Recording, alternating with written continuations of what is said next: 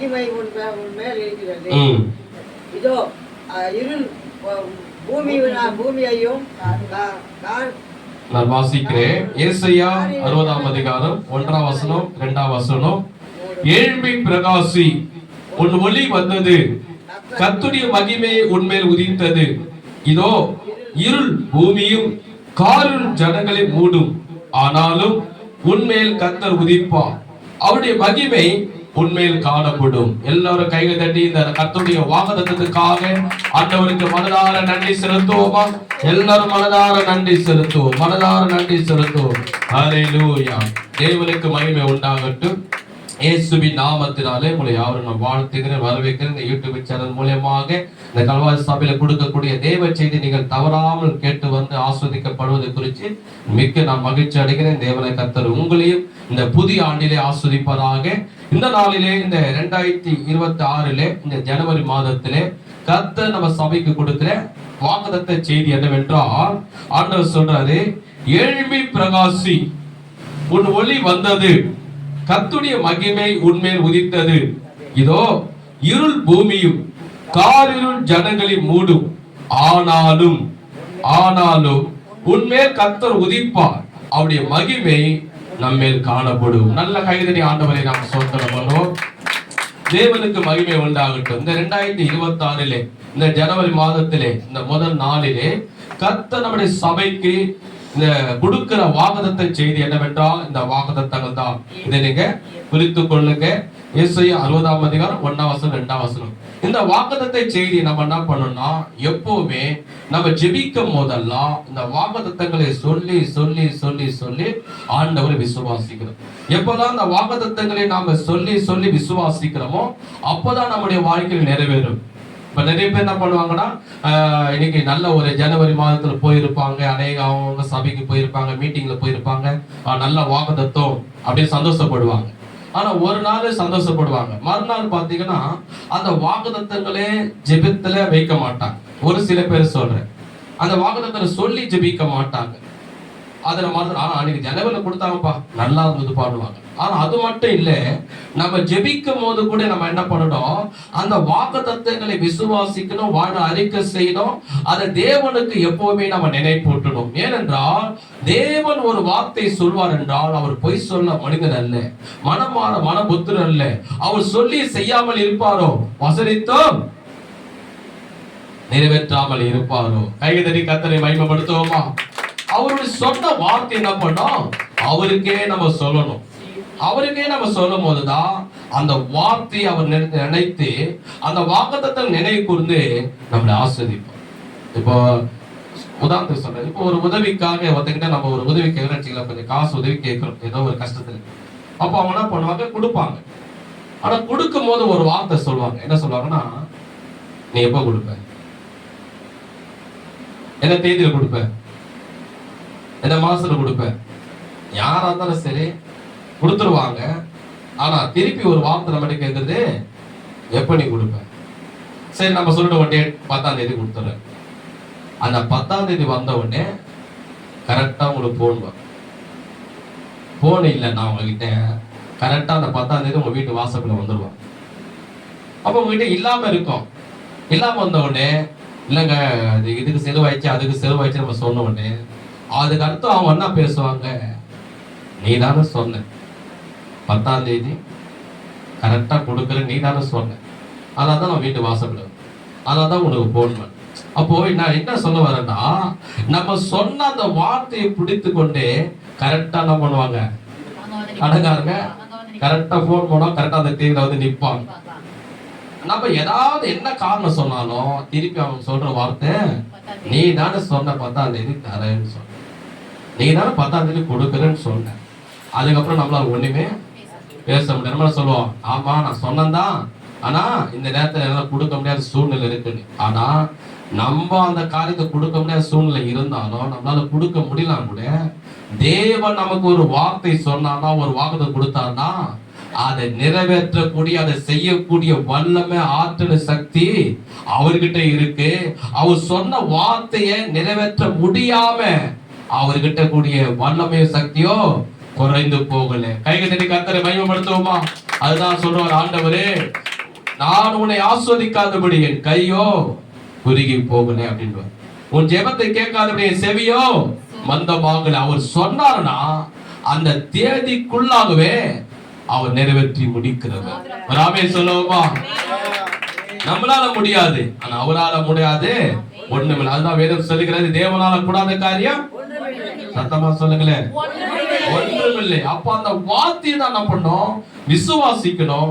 ஜெபத்துல என்ன பண்ணோம்? நாம் தேவனாய் கர்த்தருக்கு நினைப்பூட்டு, ஆண்டவரே நாங்க ஜனவரி மாதம் சபைக்கு போனோம், அந்த வாக்குத்தத்தத்தை நீ கொடுத்தீரே, எழும்பி பிரகாசி, உன் ஒளி வந்தது, கர்த்தருடைய மகிமை உன்மேல் உதித்தது, இதோ இருள் பூமியும் காரில் ஜனங்களை மூடும், ஆனாலும் கர்த்தர் என் மேல் உதிப்பார், அவருடைய மகிமை நம்மேலும் நம்ம குடும்பத்தின் மேலும் நம்ம சபை மேலும் காணப்படும். அந்த புறஜாதிகள் பார்ப்பாங்க, பார்த்து தேவனை மகிமைப்படுத்துவாங்க. கைகள் தட்டி கர்த்தரை மகிமைப்படுத்துங்க. சரி, இதுல வசனத்துல, இதே வசனத்துல கொஞ்சம் ஆவியானவர் ஒரு அப்பத்தை பிட்டு கொடுத்தது போல நம்மளுக்கு கொடுக்க போறாரு. மிக கவனிங்க, என் முகத்தை நீங்க பாருங்க. இந்த யூடியூப் சேனல் பாக்குற நீங்களும் கவனமா கவனிங்க. பாருங்க, அப்போ முதல்ல ஆண்டவர் சொல்றாரு, நீ எழும்பி பிரகாசி. எல்லாரும் சேர்த்து சொல்லுங்க, எழும்பி பிரகாசி. சூப்பர். அப்போ முதல்ல நான் எழும்பி பிரகாசிக்க சொல்றேன். இப்போ நம்ம பாத்தீங்கன்னா எழும்பி பிரகாசி என்பது, இப்ப என்னுடைய வாழ்க்கையில ஒரு இப்போ 40 வயசு ஆகுது. 10 வயசுல இருக்கும் போது பாத்தீங்கன்னா எங்க வீட்டுல ஒரு விளக்கு தான் இருக்கும். எங்க வீடு ஓர வீடா இருக்கும். அப்போ 6 மணி 6:30 இருட்டாக ஆரம்பிச்சிடும். இருட்டு ஆகணும்னு என்ன பண்ணுவாங்க, பாப்பா போய் அதுல அந்த விளக்குல கிருஷ்ணால ஊத்தி திரி போட்டு கொஞ்சம் விளக்கு எடுத்துப்பாங்க அப்படின்னா. நான் என்ன பண்ண, கடையில போய் எல்லாத்தையும் வாங்கிட்டு வந்து அந்த விளக்குல கிருஷ்ணால ஊத்தி திரி போட்டு ஏத்தும் போது அந்த விளக்கு அந்த ஏறும் போது அந்த வெளிச்சம் வரும்போது, பத்த வச்ச உடனே வீடு முழுவதும் ஒரு வெளிச்சம் வரும். அப்ப வீட்டுல வருவோம், உட்காருவோம், சமையல் பண்ணுவாங்க, சாப்பிடுவோம். அந்த வெளிச்சம் வந்த உடனே இப்போ நம்மளோட பாக்க இல்லையா, இது என்னது? அந்த வெளிச்சம் வந்த உடனே என்ன ஆகும்? பிரகாசமா வரும். இப்போ எல்லாரும் வீட்லயும் எல்இடி லைட் வந்துருச்சு, எல்லாரும் வீட்லயும் இன்னைக்கு. ஆனா நான் 10 வயசுல இருக்கும் போது, ஒரு 20 வருஷத்துக்கு முன்னாடி, 30 வருஷத்துக்கு முன்னாடி எல்லா வீட்லயும் விளக்கு தான் இருக்கும். அப்போ அது என்ன சொன்னார்னா, அது எரியாத அளவு விளக்கு இருக்குது, உள்ள திரி இருக்குது, ஆனா எல்லா கிருஷ்ணாலும் உள்ள இருக்குது. ஆனா எரியாத பட்சத்துல வீட்டுல வெளிச்சம் இருக்காது. அப்போ அந்த விளக்கு நம்ம கொளுத்தும் போதுதான், அது எரியும் போதுதான் வீடு முழுதும் ஒரு வெளிச்சம் வரும். அப்பதான் வீட்டுக்குள்ள போவாங்க, ஒரு தண்ணி குடிச்சு வைப்பாங்க, எந்த ஒரு வேலையை செய்வாங்க, சமையல் பண்ணுவாங்க, எல்லாம் பண்ணுவாங்க. அப்ப விளக்கு இருந்து வெளிச்சம் இல்லை, நான் ஏதாவது நம்ம வீட்டுல செய்வோமா? செய்ய முடியாதுல்ல. அதுதான் ஆண்டவர் சொல்றாரு, நீங்கள் 2025 எப்படி இருந்தீங்க? எழும்பி பிரகாசிக்கிற வெளிச்சமா நீங்க இல்லாம இருந்தீங்க. விளக்கு இருந்தது, திரி இருந்தது, உள்ள மண்ணெண்ணெய் இருந்தது. ஆனா அது வெளிச்சம்னு வந்தாதான் வீட்டுல எல்லா வேலையும் செய்ய முடியும், அதை பார்க்கவும் நல்லா இருக்கும். வெளிச்சம் இல்லைன்னா எதுவுமே வீட்டுல சரி. இப்போ ஒரு நைட்டு 6 மணி ஆனோம் என்ன பண்ணுவோம்? முதல்ல லைட்டை போடுவான். இருட்டாகுது, எந்த வேலையும் செய்ய முடியும், ஒரு தண்ணி கூட மொள்ள முடியாது, லைட்டை போடணும். அந்த வெளிச்சம் வந்தவுடனேதான் என்ன பண்ணுவாங்க? முதல்ல எல்லா வேலையும் செய்யாம. அதான் ஆண்டவர் சொன்னாரு, இந்த 2025 உன்னுடைய வாழ்க்கை, உன்னுடைய குடும்பம், உன் பிள்ளைங்க எல்லாம் எப்படி இருந்ததுன்னா பிரகாசம் உள்ளதா இல்லை. நல்ல உன்னுடைய வறுமை கம்மியா இருந்தது, உன் வாழ்க்கை கம்மியா இருந்தது, மத்தவங்க பார்க்கும் போது ஒரு அற்பமா காணப்பட்டது. ஆனா ஆண்டவர் சொல்றாரு, இந்த 2026 கர்த்தரை நம்பும் போது, கர்த்தருடைய வார்த்தையை நம்பும் போது அநேகருக்கு எழுப்பி பிரகாசிக்கிற ஒரு வெளிச்சமாக மாற போகிறது. கைகள் தட்டி ஆண்டவரை மகிமைப்படுத்துங்க. நான் ஒரு ஜெப கூட்டத்துக்கு போவேன், அடிக்கடி என்னை கூப்பிடுவாங்க. அந்த அம்மா 10 பேர் கூப்பிடுவாங்க. அந்த அம்மா வயசானவங்க, அவங்க தான் உணவுலாம் ரெடி பண்ணுவாங்க. ஃபோன் பண்ணுவாங்க, திங்கக்கிழமை எனக்கு ஃபோன் பண்ணி, ஐயா வந்து செய்தி கொடுத்துட்டு எங்க ஜெபம் பண்ணிட்டு. அப்போ அங்கே போவேன். நான் தான் போயிட்டு அங்கே செய்திலாம் கொடுத்துட்டு ஜெபம் பண்ண. அவங்களுடைய மகன் இருக்கிறார், நல்லா இருப்பார், பார்க்க ரீசெண்டாக இருப்பார். அந்த சகோதரன் சொல்லுவார், ஐயா மகனுக்காக ஜெபம் பண்ணுறேன் அப்படின்னா. எதுக்காக நான் ஜெபம் பண்ணுறேன்? அவர் வாயே திறக்க மாட்டார், காலம் கொஞ்சம் தான் இருப்பார். நல்லா ஆஃபீஸில் வேலை செய்கிறாரு, பார்க்க நல்லா டீசெண்டாக இருப்பார். என்ன ஆச்சு எனக்கு உதவ மனசு ஃபுல்லாக கவலை வரும். என்ன கவலை சொல்லுங்க பிரதர்? ஜெபம் பண்ண. இல்லையா, திருமணம் ஆகி டைவர்ஸ் ஆயிடுச்சு, மனைவி என்னை விட்டு போயிட்டாங்க, எனக்கு குழந்தை கிடையாது, நானே கஷ்டப்படுகிறேன் அப்படின்னா. அப்போ அவருடைய வாழ்க்கை எப்படி ஆயிடுச்சு? ஒரு விளக்கு போல இருக்கு, ஆனா அது பிரகாசமாயிடுச்சு. நான் ஏதாவது ஒரு கல்யாணத்துக்கு போனா கூட, இல்லை எங்காவது போனா கூட, மனைவி எப்படி இருக்குன்னு கேட்கறாங்க, குழந்தை இருக்குதான்னு கேட்கறாங்க. எங்க போனா என்ன பண்ணுவாங்க? இந்த 2 வார்த்தையா கேட்பாங்க. பெண்களை பார்த்தா கணவர் கேட்பாங்க, ஆண்களை பார்த்தா மனைவி கேட்பாங்க. 2 பேரையும் பார்த்துட்டாங்கன்னா குழந்தை இருக்கான்னு கேட்பாங்க இல்லையா? ஏதாவது ஒண்ணு கேட்பாங்க. அப்ப அதுக்கிட்ட பதில் சொல்ல முடியும்? இருக்கிறவங்க சந்தோஷமா சொல்றாங்க, இல்லாதவங்க துக்கப்படுவாங்க. உடனே மனசுல நான் அந்த வார்த்தை கேட்ட உடனே துக்கம் ஆயிடும். வாய் நமக்கு நிதானமா சொல்ல ஆரம்பிப்போம், மனசு கவலை. அது போல கவலைப்பட. ஆனா ஆண்டவர் சொல்றாரு, இந்த 2வது அப்ப நான் சொன்னேன், ஐயா அப்படி அல்ல. வேதத்தில் சொல்லப்படுகிறது, மங்கி எரிகிற விளக்கை அவர் அணையாமல் அதை ஏற்றுகிற தேவன் அவர். எப்படி ஒரு விளக்கை ஏற்றுனா வீட்டுல வெளிச்சம் வந்து ஒரு குடும்பம் வாழுமோ, உன் குடும்பம் என்ன விளக்க இந்த வருஷத்துல ஆண்டவரே ஏற்றுவாரு, வாழ வைப்பாரு, மீண்டும் கட்டுவாருன்னு சொல்றாரு. கைதறி கத்திர மையப்படுத்துவோமா? நம்ம நினைச்சுப்போம், ஐயோ அணைஞ்சிச்சு அணைப்போம். மனச அணைச்சாலும் கர்த்தர் ஏற்றுகிற தேவன் அவர். அல்லேலூயா. அது நம்ம என்ன பண்ண கர்த்தரை விசுவாசிக்க. 2வது என்ன சொன்னாரு? உன் ஒளி வந்தது. எல்லாரும் சேர்ந்து சொல்லுங்க, என்னுடைய ஒளி கர்த்தரிடத்துல வந்தது. சத்தமா சொல்லுங்க, என் ஒளி கர்த்தரிடத்துல வந்திருக்கிறது. சரி, அப்ப என்ன சொல்ற? உன் ஒளி என்னத்துல வந்ததுன்னா அது என்ன அர்த்தம் அப்படின்னு நம்ம பார்க்கும் போது, 2வது இப்போ நம்ம 2025ல ஒரு சில காரியத்துக்காக நம்ம ஜெபம் பண்ணியிருப்போம். அந்த காரியெல்லாம் நிறைவேறிச்சு. இப்போ கொஞ்ச நாள் இந்த பிரசங்கம் ஸ்டார்ட் பண்ணதுக்கு முன்னாடி நீங்களாம் சாட்சி சொன்னீங்க. ஆண்டவர் எனக்கு இதை செய்தாரு, அதை செய்தாரு, இதை செய்தாரு சொன்னீங்க. ரொம்ப சந்தோஷம் தேவன். ஆனாலும் ஒரு சில காரியம் நிறைவேறாமல் இருந்திருக்கும். ஒரு சில காரியம், இப்போ ஏதோ ஒரு பெரிய விஷயம் வீட்டுக்காக ஜெபம் பண்ணியிருப்பீங்க, இன்னும் கிடைக்காமல் இருக்கும். இப்போ ஏதோ ஒரு பெரிய அமௌண்ட்டுக்காக ஒரு ஜெபம் பண்ணியிருப்பீங்க, இன்னும் அது கிடைக்காம இருந்திருக்கும். ஏதோ நகை எல்லாம் நீங்க எழுந்து போயிருப்பீங்க, இன்னும் அது கிடைக்காம இருக்கு. ஏதோ ஒரு பெரிய விஷயம் இன்னும் 2025 வரைக்கும் நீங்க பண்ண உங்களுக்கு கிடைக்காம இருக்கும். இப்போ ஒரு சில பேரு அப்போ ரட்சிக்கப்பட்டு எவ்வளவு நாட்கள் ஆகுது, எவ்வளவு மாதங்கள் ஆகுது, எவ்வளவு வருஷங்கள் ஆகுது. அவங்க என்ன வரைக்கும் நீங்க பாத்தீங்கன்னா அவங்களால ஒரு ஜெபம் பண்ண முடியாது, அவங்களால ஒரு ட்ராக்ஸ் கொடுக்க முடியாது, ஊழியம் அவங்களால செய்ய முடியாது. அவங்களால நினைப்பாங்க, ஐயோ இந்த வருஷம் கூட என்னால மற்றவங்களுக்கு பிரயோஜனம் இல்லையே, எனக்கும் துணியில மற்றவங்களுக்கும் துணி எடுத்து என்னால கொடுக்க முடியலன்னு ஒரு சில காரியம் மனசுல அது கஷ்டமா இருக்கும். ஒரு சில ஜெபம் பலன் இல்லாம உங்களுக்கு இருந்திருக்கும். ஆமாவா இல்லையா? சத்தமே காணுமே. ஆமா இல்லையா? இருக்கும். அப்போ ஆண்டவர் என்ன சொல்றாருன்னா, உன் ஒளி என்னிடத்துல வந்தது என்ன அர்த்தம்னா, நீங்க 2025ல நீங்க பண்ண துதி அவர் சமூகத்து போய்விட்டது, நீங்க பண்ண ஜபம் தேவ சமூகத்துல போய்விட்டது. அதுதான் ஆண்டவர் சொன்னாரு, உன் ஜபத்தை தேவன் கேட்டுட்டாருன்னா, உன் துதி ஆண்டவர் கேட்டுட்டாருன்னா, இந்த 2026ல என்ன பண்ண போகிறாரு? உன் ஜபத்துக்கெல்லாம் பதில் கொடுக்க போகிறா, உன் கஷ்டத்துக்கெல்லாம் பதில் கொடுக்க போகிறா, உன் கண்ணீருக்கெல்லாம் பதில் கொடுக்க போகிறா, நீ பண்ண உபவாசத்துக்கெல்லாம் கர்த்தர் பதிலை கொடுக்க போகிறார். இப்போ இந்த விளக்கு நீங்க பாத்தீங்க, இந்த விளக்கு மேல பாத்தீங்கன்னா அந்த வெளிச்சம் மேல இருக்கும். நான் சொன்ன வெளிச்சத்தை பத்தி நான் உங்களுக்கு சொன்னேன், குடும்பம். இந்த விளக்கு மேல நீங்க பாத்தீங்கன்னா ஒரு கருப்பா ஒரு மேகம் ஏறிப்போம். நான் சொன்னேன் இல்லையா, 10 வருஷத்துக்கு முன்னாடி உங்க தெருவில் என்ன பண்ணுவாங்க, ஒரு தள்ளு வண்டியில பழம்லாம் வச்சிருப்பான். அந்த பழம் நடுவுல பாத்தீங்கன்னா பெரிய விளக்கு வச்சிருப்பாங்க. விளக்கு இருக்கும். எல்லாரும் என்ன பண்ணுவாங்க, போய் அந்த பழத்தை வாங்குவாங்க. அவர் என்ன பண்ண ரோட்ல ஒரு 10 மணிக்கு எல்லாரும் சாப்பிட்டு வெளியே இருக்கும்போது வாழைப்பழம்னு கட்டிட்டு போவாங்க. அப்போ வாழைப்பழம் சொல்லி இப்போ நாங்கள் போய் பக்கத்துல போய் நின்று, ஏமாமா ஒரு வாழைப்பழத்தை வாங்கி கொடுமான்னு போய் நின்ன உடனே அந்த விளக்கு மேல நாங்கள் ஒரு கருப்பா ஒரு தூபம் ஏறி போகும், மேகம் ஏறி. பாத்துக்கிறீங்க? அது கீழே போகாது, மேல போகும், மேல போகும். அந்த இந்த உலகத்துல இருக்கிற எல்லா கருப்பான மேகங்கள், அங்கங்க தொழிற்சாலைகளா இருக்குல்ல, கம்பெனிங்க இருக்கு, ஃபேக்டரிங்க இருக்குல்ல, அந்த கருப்பான மேகம் எல்லாம் ஒண்ணு சேர்ந்து பூமிக்கு போகாது, எல்லாம் ஒண்ணு சேர்ந்து வானத்துல இருக்கிற அந்த மேகத்துக்கிட்ட போயிடும். அதெல்லாம் போய் சேர்ந்தா மேகமாவும் அதுவும் கொஞ்சம் இணையுது. கடவுள் ஆண்டவரால உருவாக்கப்பட்டதுங்குது, இதுவும் போய் சேருது. என்ன சொல்ல வரேன்னா, இந்த 2025ல நீங்க பண்ண துதி எல்லாம் ஆண்டவர் சமூகத்துல போய்விட்டது. ஒரு மேகம் ஏறி, ஒரு தூபம் ஏறி, ஒரு காற்று மேறி ஆண்டு சமூகத்துக்கு போயிடுச்சு. இப்ப 2025ல நீங்க என்னெல்லாம் ஜெபம் பண்ணிப்போம், ஆண்டவரே இந்த காரியம் நிறைவேறவே மாட்டேது, என் மகனுக்கு திருமணமே நடக்க மாட்டேது, தேவன் சம ஜெபம் போயிடுச்சு. ஆண்டவரே எனக்கு பயங்கர கடன்ல இருக்கிறேன், அந்த கடன் தொல்லையே தீர மாட்டேது, என்னால முடியவே மாட்டேது, எனக்கு உதவி செய்யுங்க. அந்த ஜெபம் எல்லாம் தேவ சபையில போயிடுச்சு.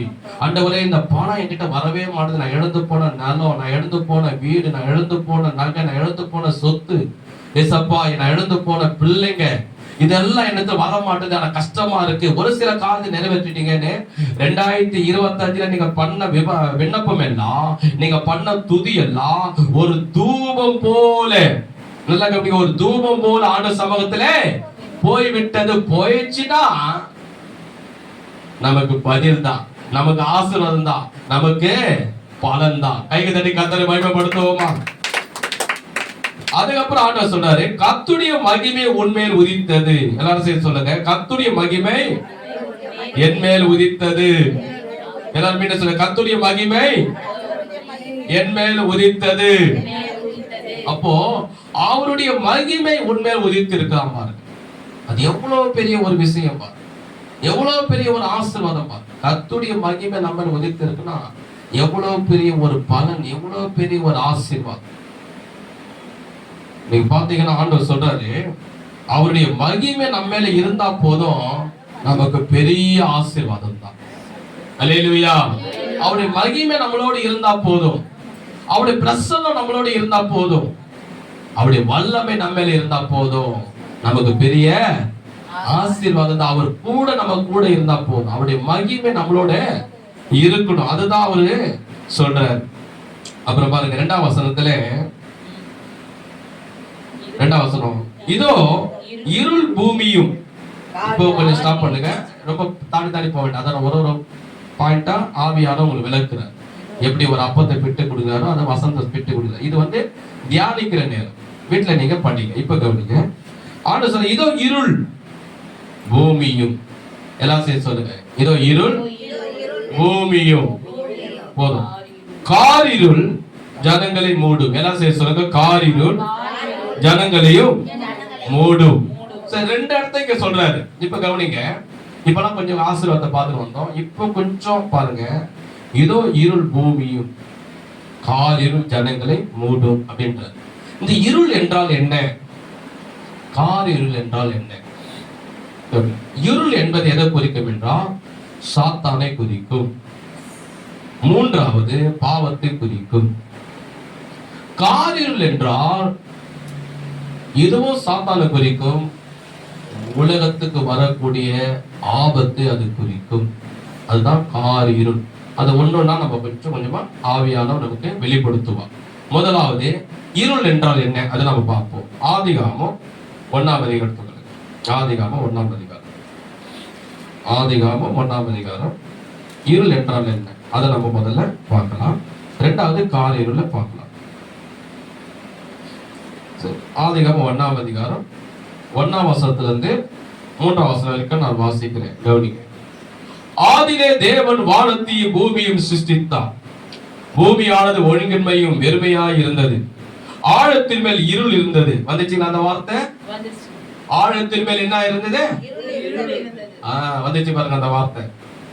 ஆழத்தின் மேல் பூமியானது ஒழுங்கின்மையும் வெறுமையாய் இருந்தது, ஆழத்தின் மேல் இருள் இருந்தது, தேவாவியான ஜலத்தின் மேல் அசைவாடி கொண்டிருந்தார். தேவன் வெளிச்சம் உண்டாக்கணும் என்றால் வெளிச்சம் உண்டாயிற்று. எல்லாரும் ஒரு ஆமென் சொல்லுவோமா? மச்சாமல்லே சொல்லுவோமா?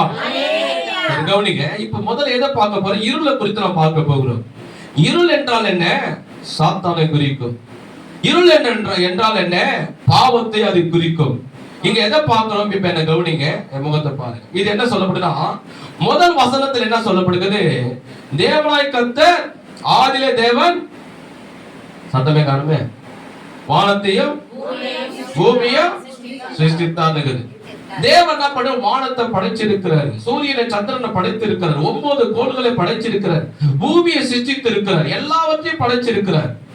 இப்ப ஆண்டவர் படைச்சிருந்தார்னா அது அழகா இருக்குமா இல்ல சரியில்லாம இருக்கும்? சில பிளாட்டுங்க பார்த்தாலே நிறைய பேர் இந்திக்காரனுக்கு கட்டினு இருக்கிறான். ஏன் தமிழ் ஆளை விட்டுட்டு இந்திக்காரனை கூப்பிடுறாங்க? பாத்தீங்களா, ஒரு சில இடத்த கட்டும் போது பாத்தீங்கன்னா பெரிய பெரிய நல்ல இன்ஜினியரை கூப்பிடும். இப்ப சில பேர் ரொம்ப பணம் வச்சிருக்க, ரொம்ப வசதியா இருக்கணும் பண்ணுவாங்க, உடல்நலம் சரியில்லைன்னா சென்னையில இருக்கிற டாக்டரை விட்டுடுவாங்க, சென்னையில இருக்கிற ஹாஸ்பிட்டல் விட்டுருவாங்க, லண்டன் ஹாஸ்பிட்டல் போவாங்க. ஏன்னா அவங்க தான் நல்லா பார்ப்பாங்க ட்ரீட்மெண்ட் அப்படின்னு. ஆனா இவங்களை எல்லாரும் காட்டிலும் ரொம்ப பெரியவர், நாணம் உள்ளவர், வல்லமை உள்ளவர், அவர் வானத்தையும் பூமி எல்லாமே சிருஷ்டித்து இருக்கிறாருன்னா அது அழகா இருக்குமா அழகில்லாமல் இருக்குமா? அது கரெக்டா இருக்குமா தவறா இருக்குமா? இல்லையா? கரெக்டா சொன்னீங்க. இப்படிதான் பூமி இருந்தது. இப்ப 2ஆம் வசனம் பாருங்க. பூமியானது ஒழுங்கின்மையும் வெறுமையா இருந்தது.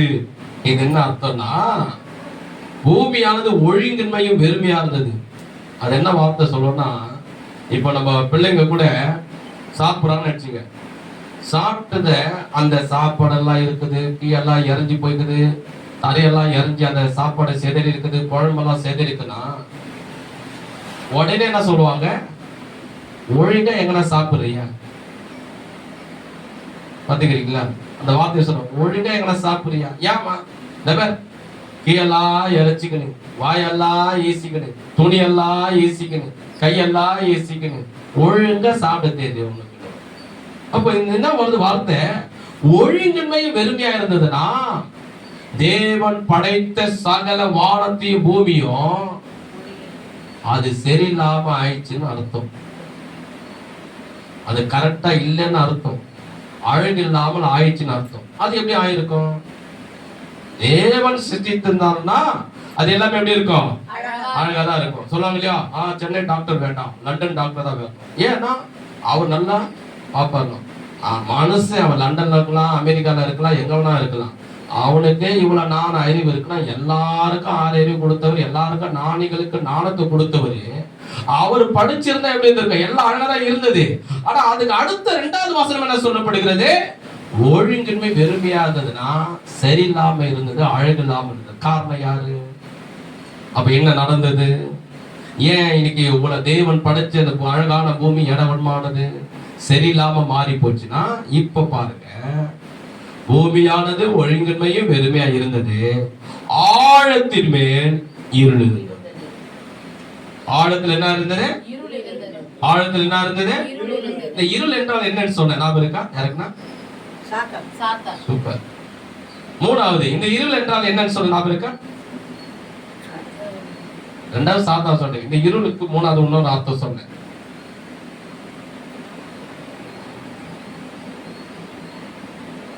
இருள் என்றால் சாத்தானை குறிக்கும். 3வது இருள் என்றால் பாவத்தை குறிக்கும். நல்லா கவனிங்க.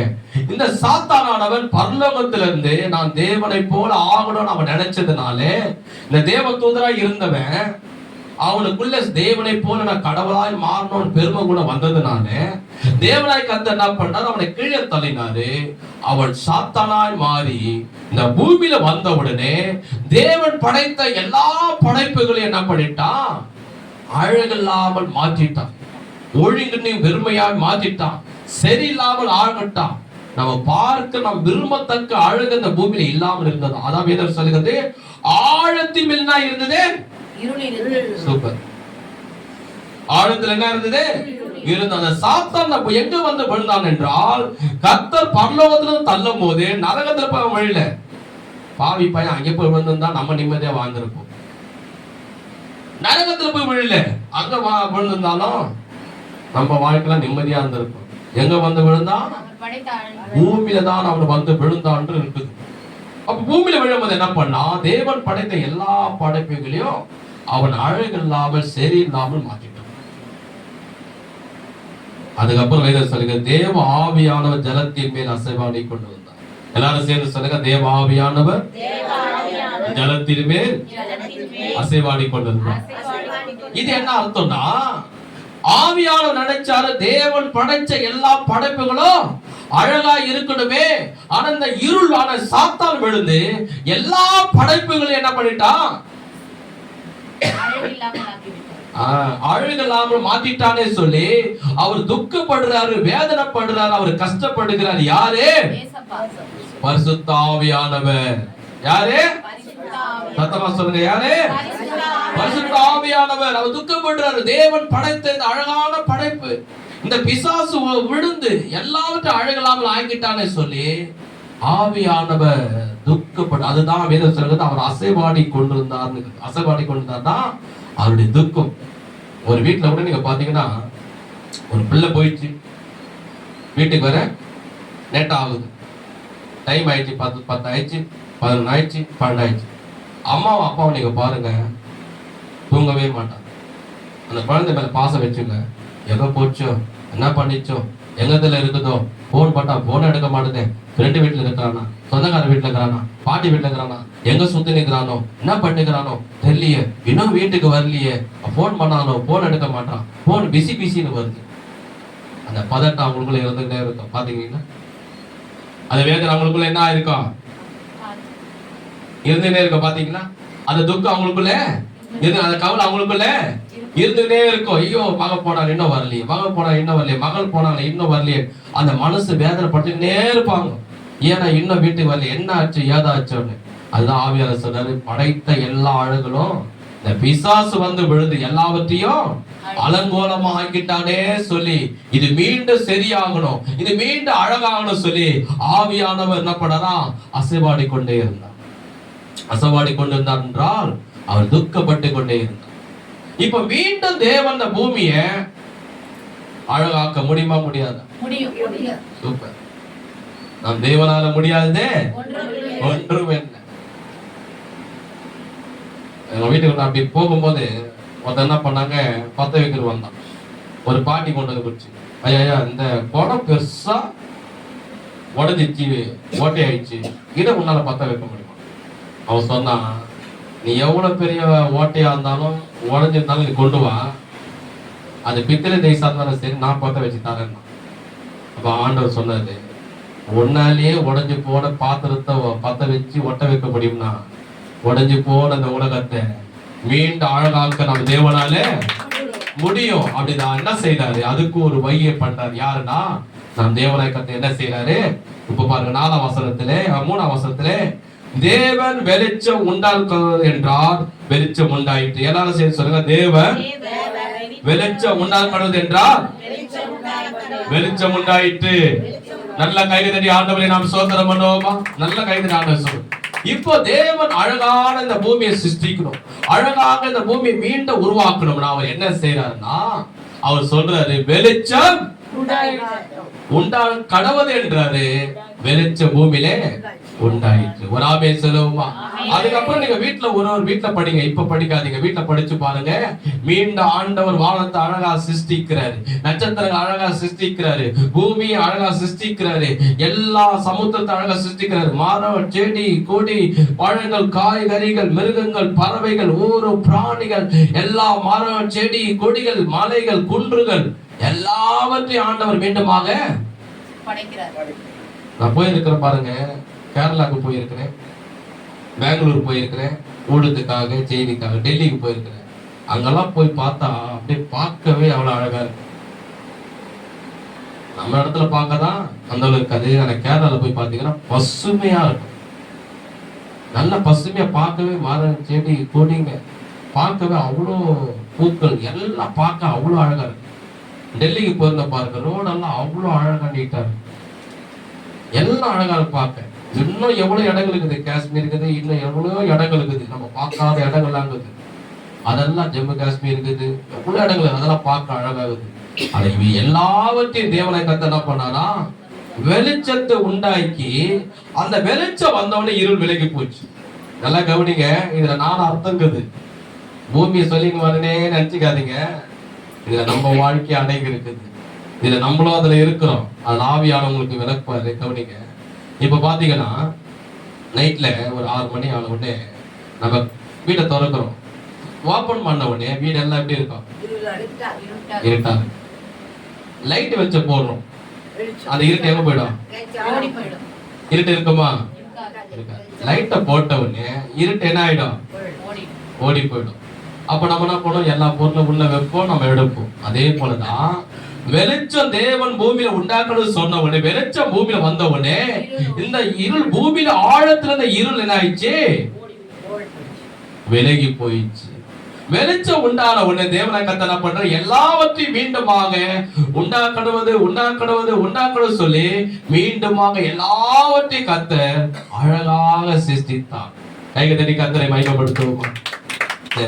ஐயா, இந்த பூமி எல்லாம் நீங்க விலைக்கு சொன்னீங்க, இதுக்கு எனக்கு என்னையா சம்பந்தம்?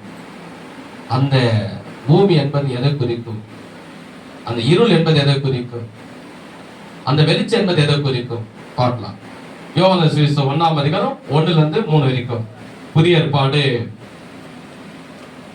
இருக்க பாருங்க. புதிய ஏற்பாடுல யோவான் சுவிசேஷம் 1ஆம் அதிகாரம் அதுல 1ஆம் வசனம் முதல் 3ஆம் வசனம் வரைக்கும் பாருங்க. அந்த பூமி யார், அந்த இருள் யார், அந்த வெளிச்சம் யார் அப்படின்னு பாத்தீங்கன்னா சொல்லப்படுது பாருங்க. புதிய ஏற்பாடு 124ஆம் பக்கம் 124ஆம் பக்கம் நான் வாசிக்கிறேன் பாருங்க. 1ஆம் வசனம் 1ஆம் அதிகாரம் 1ஆம் வசனம் 3ஆம் வசனம் வரைக்கும் நான் வாசிக்கிறேன். ஆதியிலே வார்த்தை இருந்தது, அந்த வார்த்தை தேவனிடத்தில் இருந்தது, அந்த வார்த்தையே தேவனாய் இருந்தது. அவர் ஆதியிலே தேவனோடு இருந்தார், சகலமும் அவர் மூலமாய் உண்டாயிற்று, உண்டானது ஒன்றும் அவரால் அல்லாமல் உண்டாகவில்லை. அவருக்குள் ஜீவன் இருந்தது, அந்த ஜீவன் மனுஷனுக்குள் ஒளியாய் இருந்தது. அந்த ஒளி இருளிலே பிரகாசிக்கிறது, இருளானது அதை பற்றி கொள்ளவில்லை. எல்லாரும் கையை தட்டி கர்த்தரை மகிமைப்படுத்துவோமா? இப்ப என்ன கவனிங்க, அதோட விளக்கத்தை, அதோட வெளிப்பாடு. ஆவியானவர் என் கண்களை திறந்த ஆவியானவர் உங்க கண்களை திறப்பா. இந்த யூடியூப் சேனல்ல பாக்குற உங்க கண்களை திறப்பார். என்ன பண்ணா கவனமா நம்ம கவனிக்கணும். அவர் சொல்றாரு என்னன்னா, எப்படி வானம பூமி ஆண்டவர் முதலாவது அழகா படைச்சாரோ அதே போல நம்முடைய வாழ்க்கைய தேவன் என்ன பண்றாரு, முதலாவது கவனிங்க, அந்த வான பூமி எதற்கு அடையாளம்? நமக்கு அடையாளம். பூமி என்பது நமக்கு அடையாளம். தேவனாய் கர்த்தர் ஆரம்ப நாட்களிலே நம்மளை அழகாக சிருஷ்டித்திருந்தார். குணத்தில் அவரை போல, அவருடைய சுபாவம் போல, அவரை போல நம்மளை சிருஷ்டித்திருந்து, அவருடைய குணத்தை போல நம்முடைய குணங்களை வைத்து, அவரை போல பரிசுத்த உள்ளவனா நம்மளை வைத்து, அவரை போல நம்மளை நாணம் உள்ளவனா வைத்து, அவரை போல நம்மளுக்கு பலனை கொடுத்து கர்த்தர் அந்த பூமியை நம்மளை பிறக்கும் போது நம்ம வாழும் போது வைத்திருந்தா. நம்முடைய வாழ்க்கையை, நம்முடைய குடும்பத்தை, எல்லாவற்றையும் தேவனாய் கர்த்தர் வானத்தையும் பூமியை எப்படி சிருஷ்டித்தாரோ அதே போல ஆரம்ப நாட்கள் நம்மளை அழகா தேவன் வைத்தார். கவனிங்க, அதோட வெளிப்பாடு, அதோட மறைப்பொருள், அதோட தேவ ரகசியம் ஆவியானவர் உங்களுக்கு சொல்லுகிறார். கவனமா கவனிங்க. இதுக்குள்ளாக, இந்த பூமிக்குள்ளாக என்ன வந்து விழுந்தது? இருள் வந்து விழுந்தது. அதான் சாத்தான். அது போலதான் சாத்தான் நம்முடைய வாழ்க்கையை பார்த்து இவனை எப்படின்னா அழிக்கணும், இவன் குடும்பத்தை அழிக்கணும், இவன் பிள்ளைகளை அழிக்கணும், இவனை ஓட்டாண்டி ஆக்கணும், இவனை நடுத்தருல கொண்டு வரணும், இவனை கடங்காரன ஆக்கணும், இல்ல இவனுக்கு வியாதியை கொடுத்து இவனை சாகடிக்கணும், இல்ல இவன் பிள்ளைகளை வேற வழியில கொண்டு போகணும் சொல்லி சாத்தான் நம்முடைய வாழ்க்கையில அந்த எப்படி இந்த பூமியில வந்து அவன் விழுந்தானோ அதே போல நம்முடைய வாழ்க்கையில சாத்தான் உள்ள நுழைஞ்ச உடனே எப்படி வானமும் பூமி எல்லாம் ஒழுங்கினும் வெறுமையா தேவன் படித்த அழகான அந்த படைப்பு சரியில்லாம போயிச்சோ, சாத்தானு நம்ம வாழ்க்கையில வரும்போது, பாவம் நம்ம வாழ்க்கையில வரும்போது, உலகம் நம்ம வாழ்க்கையில வரும்போது, மாம்சத்தை சாத்தான் உள்ள கொண்டு வரும்போது என்ன ஆயிடுச்சுன்னா, நம்ம வாழ்க்கை அநேகர் மத்திய நல்லா இருந்த நம்ம வாழ்க்கை, பிரகாசமா இருந்த நம்ம வாழ்க்கை பிசாசு சரியில்லாமல் மாற்றிட்டான், அழகில்லாமல் மாற்றிட்டான், மத்தவங்க விரும்பத்தக்க அழகில்லாமல் மாற்றிட்டான், சரியில்லாம மாத்தணும். ஆனா கவனிங்க, மீண்டுமாக இதுக்குதான் அர்த்தம் சொல்லப்படுகிறது. தேவாவியான என்ன பண்ணாரு? ஜலத்தின் மேல் அசைவாடி கொண்டிருந்தார். எல்லாரும் சேர்ந்து சொல்லுங்க, தேவாவியானவர். எல்லாரும் சேர்ந்து சொல்லுங்க, தேவாவியானவர் ஜலத்தின் மேல் அசைவாடி கொண்டிருந்தார். ஆவியானவர் என்ன பண்ண? திருத்துவத்தின் 3ஆம் நபர் யாருன்னா ஆவியானவர். ஆவியான என்ன பண்ணாரு? என் மகன் வாழ்க்கை மீண்டும் சரியாகணும், அவன் குடும்பம் மீண்டும் கட்டப்படணும், அவன் 4 பேர் மத்திய தலைநிமிர்ந்து வாழணும், அவன் உலகத்தை ஜெயிக்கணும், அவன் வியாதி சுகமடையணும், அவன் பிள்ளைகள் நல்லா இருக்கணும் சொல்லி தேவ ஆவியானவர் என்ன பண்ணாரு? நம்ம அவரு வேதனைப்பட்டு, வேதம் சொல்லுகிறது, வாக்கு கடங்காத பெருமூச்சுகளோடு ஆவியானவர் உங்களுக்காக, எனக்காக, உங்க குடும்பத்துக்காக, உங்க பிள்ளைகளுக்காக அவர் விண்ணப்பம் செய்தாரா. அவர் விண்ணப்பம் செய்தனாலே தேவனாய் கர்த்தர் என்ன பண்ணாரு?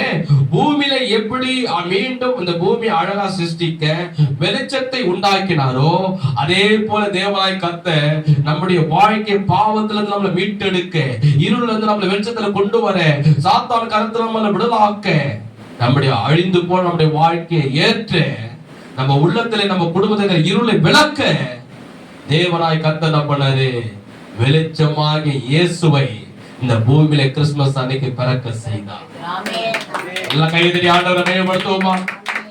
கிறிஸ்துமஸ் அன்னைக்கு பிறக்க செய்தார். பிறந்த உடனே இந்த இயேசப்பாவை நம்ம ஆண்டவராக ரட்சகராக உள்ளத்தை ஏற்றுக்கொண்டதுனாலே நம்ம இயேசுவை உள்ள ஏற்றுக்கொள்ளும் போது இயேசு என்னவா இருக்கிறாரு? வெளிச்சமாக. அதான் சொல்லப்படுகிறது, உலகத்துல வந்த எந்த மனுஷனை பிரகாசிக்கிற மெய்யான ஒளி இயேசு கிறிஸ்து ஒருவர் தான். கைகளை கர்த்தரை மகிமைப்படுத்துவோமா? நம்ம உள்ளத்துல இந்த இருளை அவர் விலக்கி இயேசு வெளிச்சமா நமக்குள்ள வந்துட்டாரு, நம்ம வாழ்க்கைக்குள்ள வந்துட்டாரு, நம்ம குடும்பத்துக்குள்ள வந்துட்டாரு.